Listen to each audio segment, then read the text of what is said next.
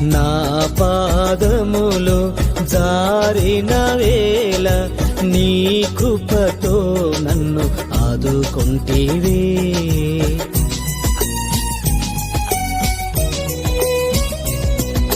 నా పాదములు జారిన వేళ నీ కృపతో నన్ను ఆదుకొంటివే.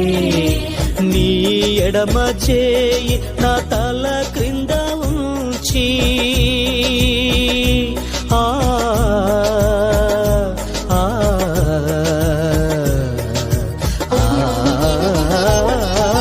నీ ఎడమ చేయి నా తల క్రింద ఉంచి నీ కుడి చేతితో నన్ను హత్తుకొంటివే.